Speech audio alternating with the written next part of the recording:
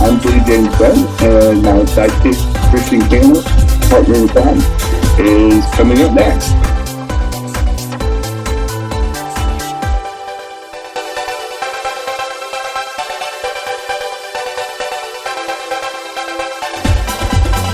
Hey everyone, I'm Jim's sidekick. Welcome to Two Queers in a Truck.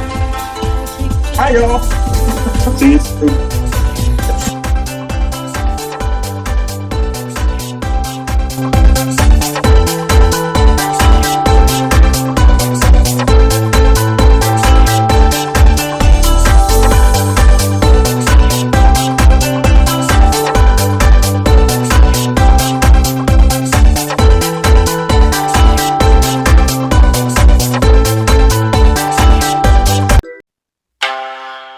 Good morning, everybody. It is Two Queers in the Truck time, and we are pretty close to the end of December. This is Christian, Jenny, and just in case y'all are wondering who we are, should know by now, but we like to cover all our bases.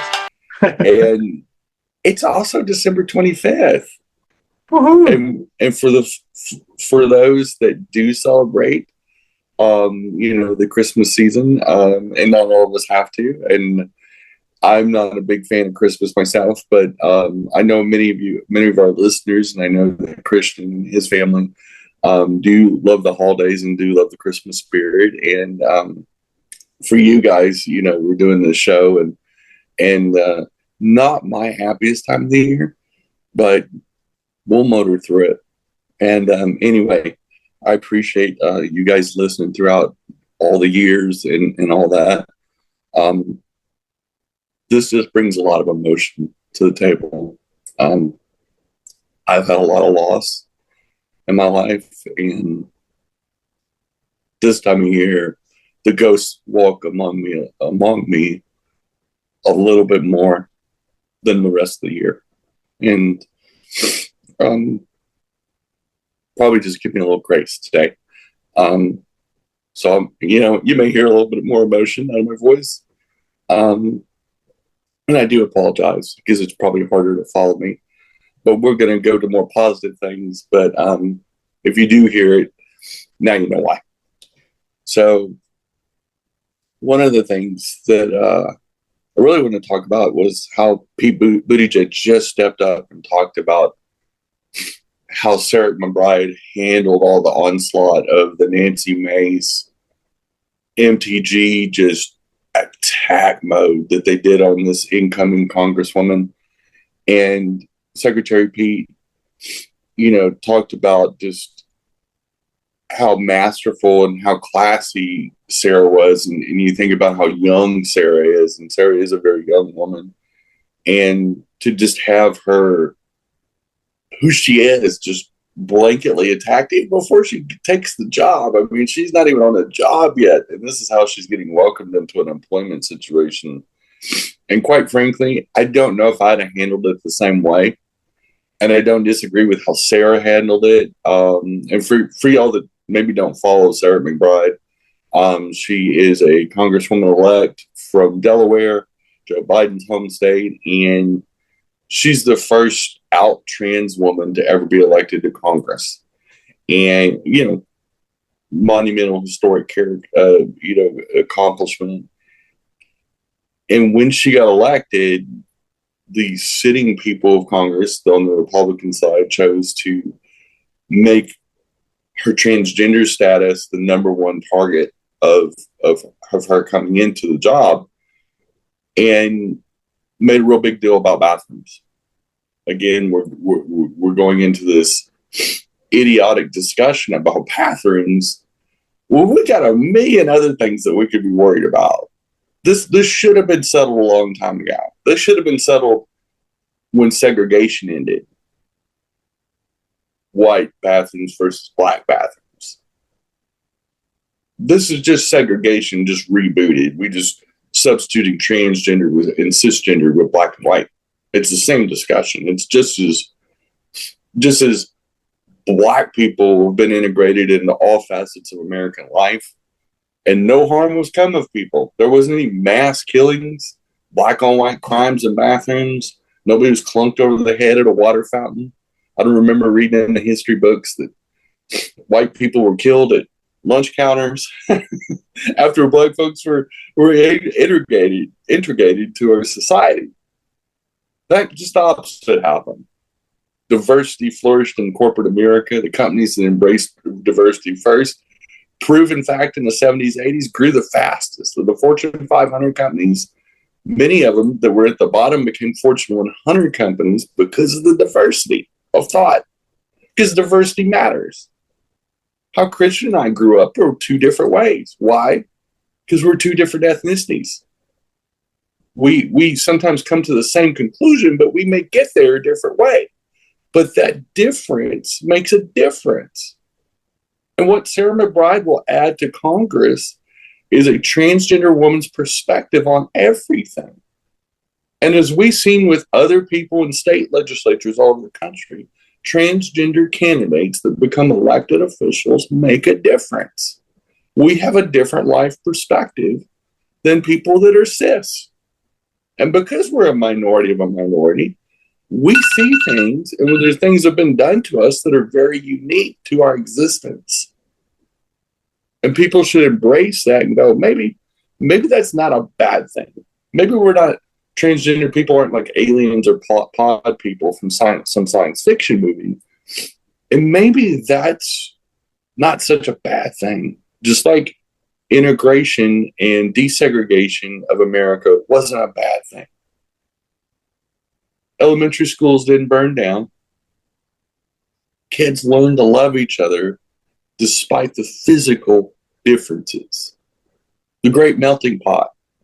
And there's a certain part of our population that does not get the fact that America is supposed to be the great experiment, the great social experiment that we all promised, the shining city on the hill that Reagan talked about, that real promise of integration and melting pot and one America, one people, one human family.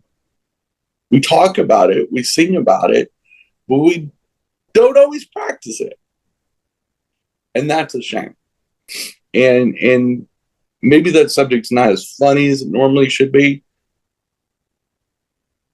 but we've seen diversity and inclusion attacked the last few years as woke. When really there was a generation or two ago, and I know when Christian and I grew up, and we had all the different little cartoons like Conjunction Function and all those other deals, and they talked about the great melting pot and the great promise of America. And I remember in the 70s and 80s, we talked about that. We celebrated the diversity.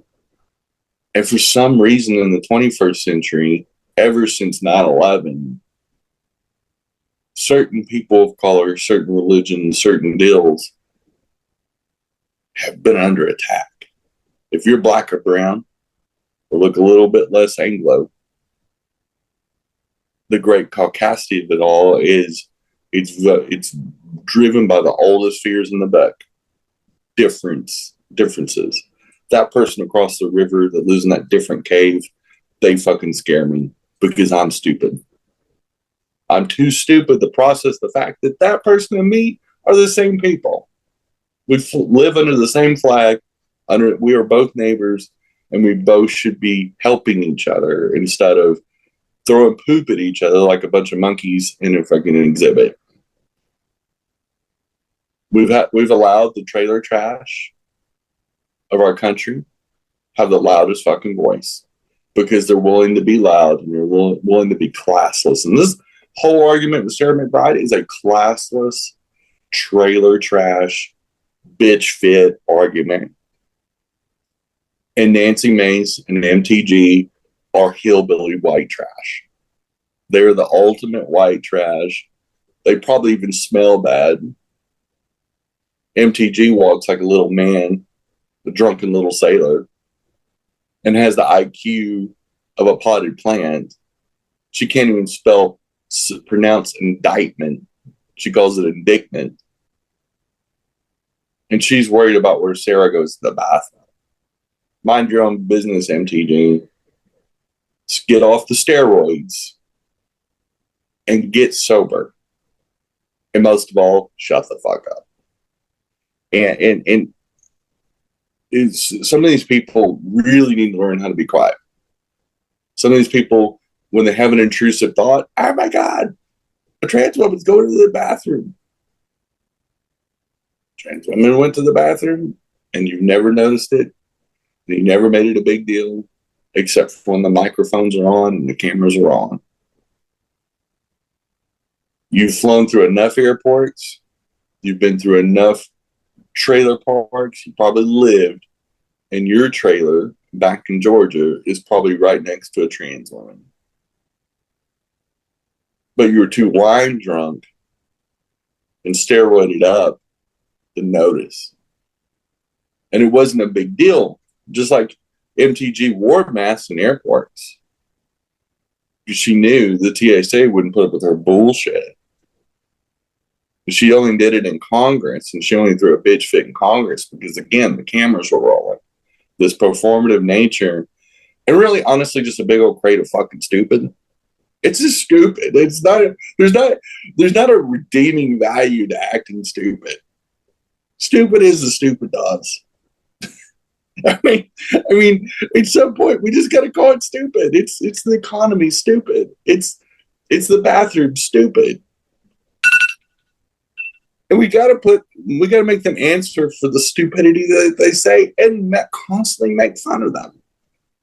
But we'll be right back with some more Two Queers in the Truck right after this message. Hey, everybody, you can catch us on your favorite audio podcast platform, Spotify, and all Apple Store, the Google machine, and whoever else does podcasts. We're on there. We broke in, and we're staying. So enjoy the Two Queers in the Truck on your favorite audio podcast platform. Thanks for listening or watching. Bye-bye.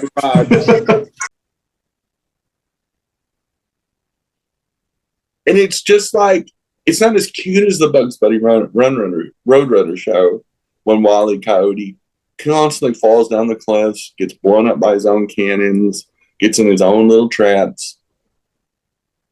It's similar from the fact that it keeps happening over and over again. And MTG and Nancy Mace or Wile E. Coyote, but not as cute or as funny, and definitely not as entertaining.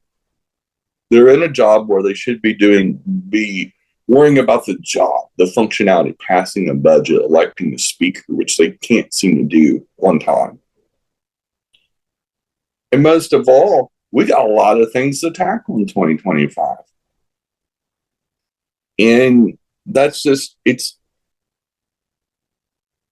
one of the crazy things that we just have to put up with, I guess, because for some reason,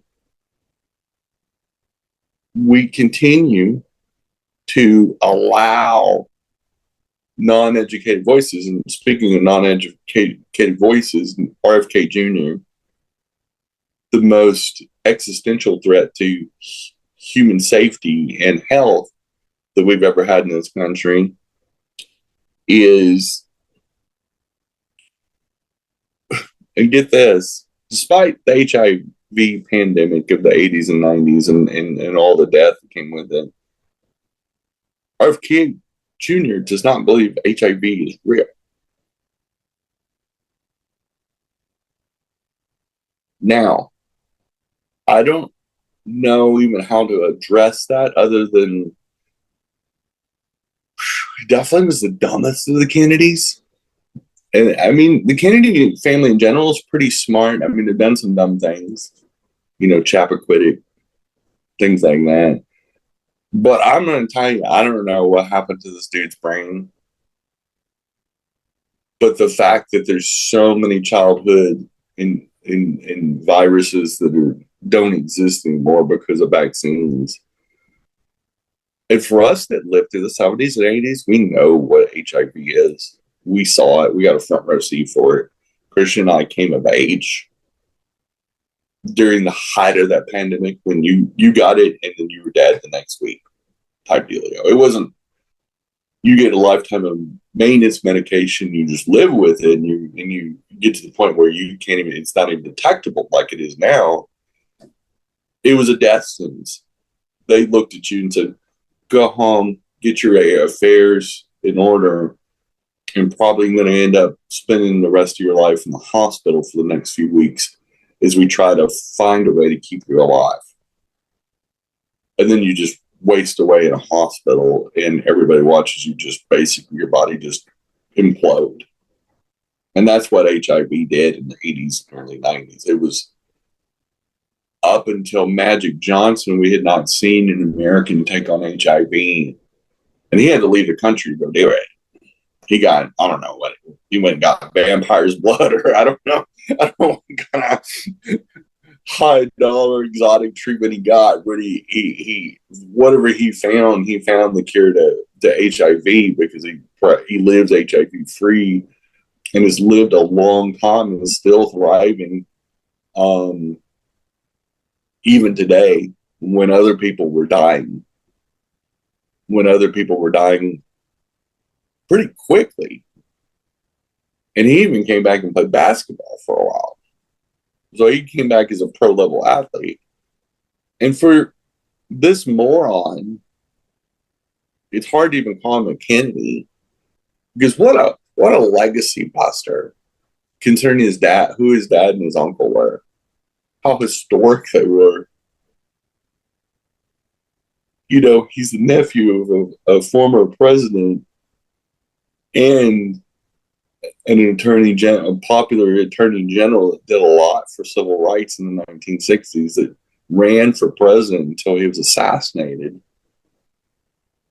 And then he's sitting here lying about diseases and vaccines. What a legacy. What a maroon. And you kind of go, what happened? How did this happen? How did such a vaunted, wealthy family create such a chuckle fact? You got to wonder. I mean, he didn't grow up in a trailer park like MTG did.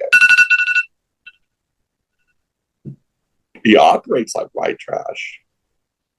But he had all of the advantages. He has fancy Ivy League law school education. He had all the legacies. Life was his oyster. Granted, he didn't get to grow up with his father. He was really young when his dad got assassinated. And I know he's been through some things like cancer and things like that, but it doesn't give you carte blanche to be a stupid fuck and lie about things and put people's health at risk just because, I don't know, a talking pumpkin told you that the vaccines are bullshit.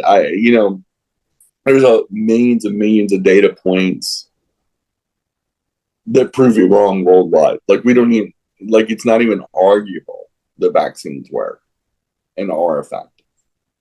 Are they 100% perfect? No, because even Tylenol is not 100% perfect. Tylenol and aspirin kill people. Any substance, any food can kill somebody. Peanuts can kill people. This life is not without risk. We can get in our car and get flattened by a Mack truck a block later from our house. There's not some kind of insulated promise that we're always going to be safe. Just driving on I-77 here in Charlotte's a gamble. For some reason, an inordinate amount of idiots drive on it. Because now that I drive it every day, it's pretty challenging. So there's not life without risk, but it's not 100%. Nothing's 100%. But saying it's not 100%, it's 99.8% effective. And saying, well, the 0.2% is going to make us scrap for the other 99.8%. What a bizarre deal. But it goes back to the original topic of the show. And trans bathrooms. We're such a tiny, especially trans women. Trans women get disproportionately targeted over this because they try to make it a women's rights deal, even though we're women. We may talk a little different. We may be a little taller. We may be a little bit more muscular. We may be a little bit whatever you think masculine could be, even though I know women that have deeper voices than me. I know women that have shorter hair than me. I know personal friends that are cis women that have smaller boobs than me. that are less feminine than me.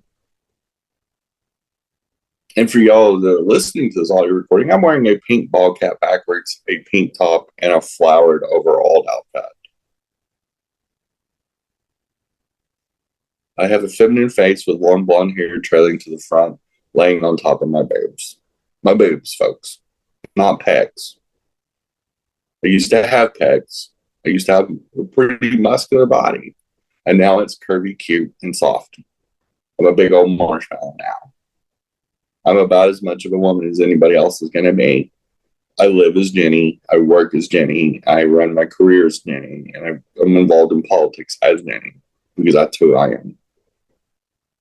And the last thing I'm going to worry about is affecting somebody in the bathroom because I got to go in there and concentrate. Usually I wait too long to pee, and I got to run into the bathroom real quick and plop down because I have one medication that makes me pee a lot. So by the time I remember to go run and pee real quick, whether it's a multi-stall bathroom or a single holer, by the time I'm plopping down, I'm peeing real fast.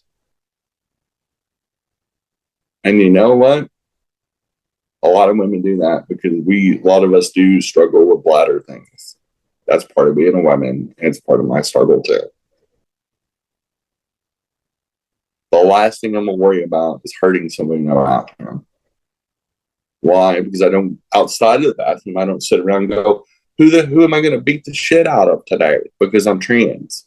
And because I'm trans, I'm going to go to the mall and I'm just going to beat the crap out of somebody because I'm a big, scary trans woman. Wow. I'm fucking Frankenstein. To equate transness to violence when most trans women are way softer than even me. Most of us are scared because of the craziness, because we go through so much and we go through a second puberty and as an adult. The last thing we're going to do is make a scene in the bathroom. Psychologically, that doesn't even make sense. I've never seen a trans woman do it. And I've hung out with a lot of trans women. And they hang out with me every day. But we're up against our second break, and we'll be right back with some more Two Queers in a Truck. Hey, everybody, you can catch us on your favorite audio podcast platform, Spotify, and all Apple Store, the Google machine, and whoever else does podcasts. We're on there. We broke in, and we're staying there. So enjoy the Two Queers in a Truck on your favorite audio podcast platform. Thanks for listening or watching. Bye.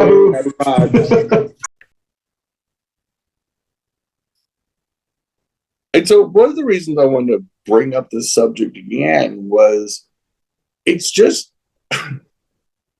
mainly because it's been in the media so much because of the thing in Congress, but in general, it's the same old bigoted thing. Certain congressional bodies are making, down in Georgia, they're making a big deal of a non-binary person influencer on Google.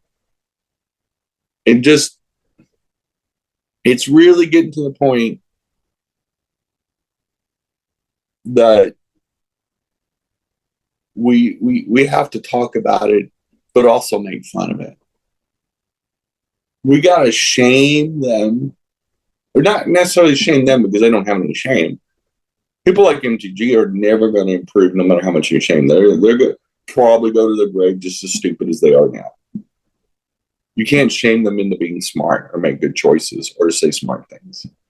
What you can do is shame the people that vote for morons like that and go, what are you thinking? And cancel the corporations that support jackasses like that. And really shame society and saying, if you talk like that, you're a moron. Make bigotry hide again. Gosh, after all the pop culture things talking about fighting against racism, xenophobia, and homophobia, and how we've done such a good job, especially in the early 20th century, and shooting down jokes that punch down on people and just telling really funny jokes. But you don't have to hurt people or make fun of something that they can't change. I didn't choose to be trans. Nobody wakes up and goes, You know how I'm really going to get my kicks is I'm going to go through a second fucking puberty. And that's going to be so much fun. And it's going to be so easy. And I'm going to be one of the cool kids.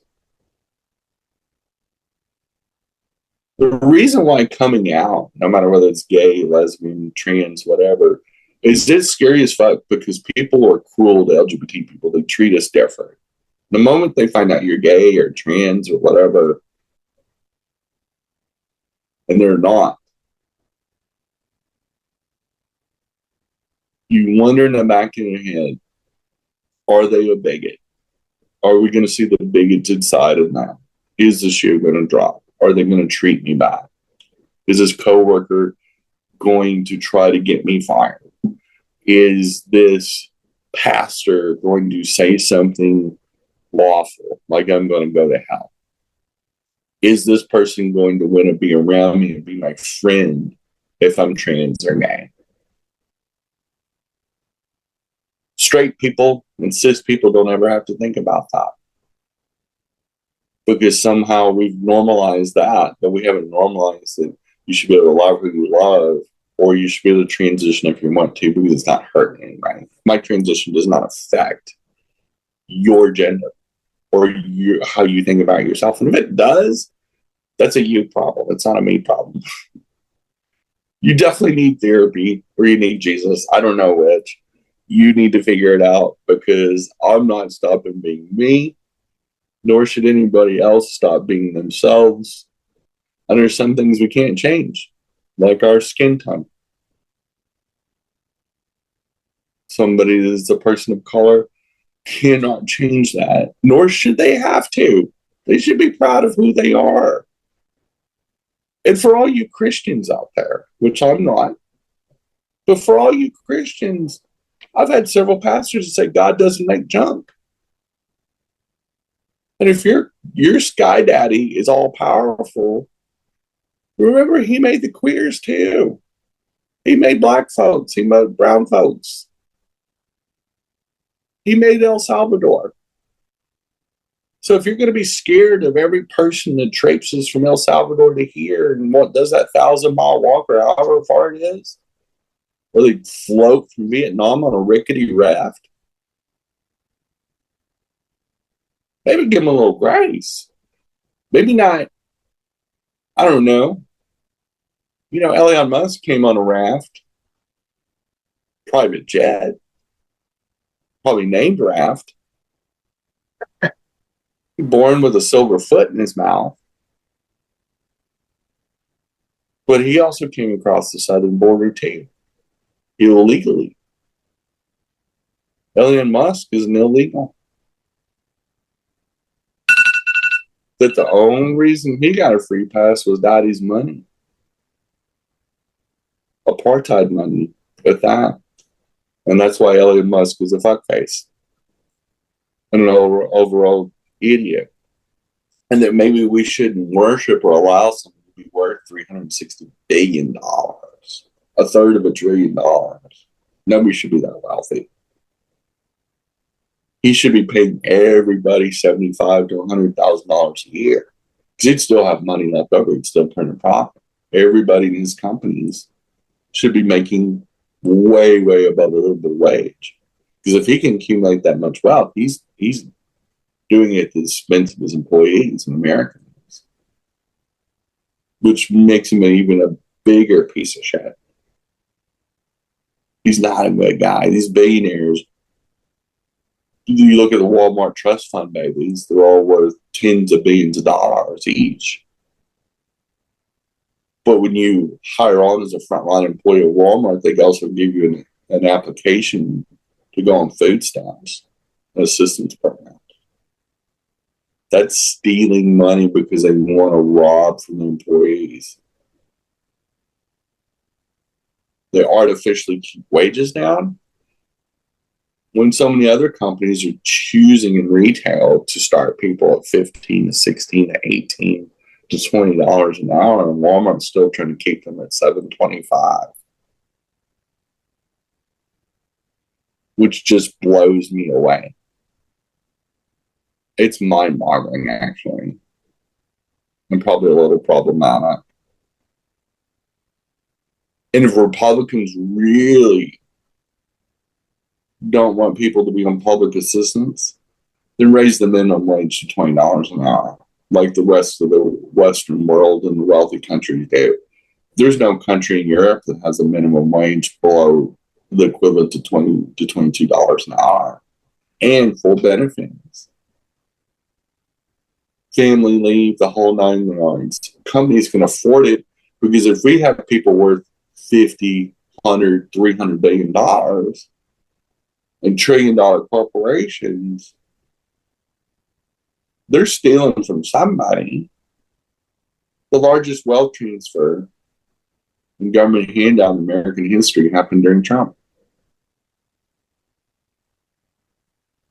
And just in case, when you give that people that much power, guess who can raise prices on you because they control all the markets? Dum-dums. And you just elected a jackass that says he's going to raise prices across the boards with our 3 biggest trading partners. You spent 4 years under Biden bitching about the prices of eggs and cold beer.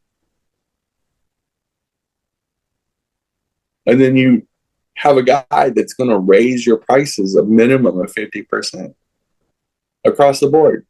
He's going to put a sales tax or tariff, which is the same fucking thing, on Canadian, Mexican, and Chinese goods, our 3 biggest trading partners. 2 of them are our neighbors. Woo! That $10, $15 items you normally get from China is going to bigly go up. You think retailers are just going to raise it for the cost differential, or you think they're going to take advantage of it? Or are y'all really that stupid? Because if you do, I got some oceanfront property in Arizona to sell you. And for some of y'all probably don't know where Arizona's at and probably will buy it. Because I'll throw in some Trump sneakers and trading cards with it. Because y'all drink the Kool-Aid and you hear, oh, they're going to stick it to China. Well, guess who they're selling to in that situation? They're selling to us. We're raising prices on ourselves. Taxes always get passed on. One of the reasons our gas is high is because of the gas taxes. In some states, there's up to 60 or 70 cents for the gas taxes. Just think if that came out. Because I don't know where the gas taxes go to.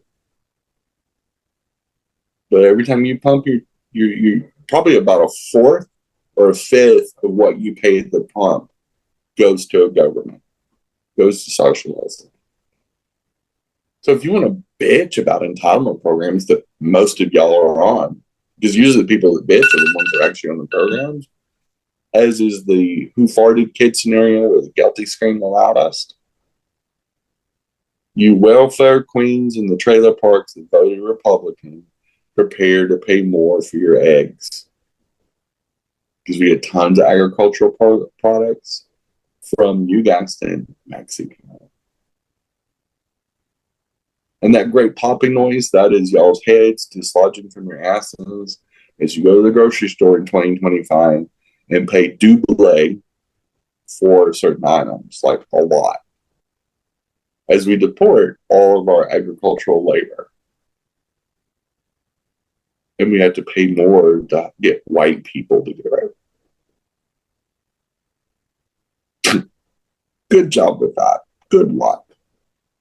Mazel tov, y'all are morons. But that's all we have for this week. Merry Christmas to all. Way to end it. Enjoy those high prices of 2025. Hope you guys figure out how you're going to get your pay raises. And for everybody that voted for Trump, go fuck yourself. For everybody that didn't, thank you. Thank you for being a normal America. Merry Christmas, happy holidays, happy New Year. I love you all. Good night, Gracie. Bye, y'all. Bye, y'all. Bye, boo. Hey, y'all. Thanks for listening to Two Queers in a Truck this week, but obviously it's Christmas week. Hanukkah for some people, and we're rolling into the New Year's. Thank you as always. I appreciate y'all listening and tuning in. I know Christian does too. And come on, 2025. We've almost made it to the finish line. Enjoy your loved ones, and thank you so much. We appreciate y'all. Y'all are the best present for us. Bye, Boom. Bye, Boom.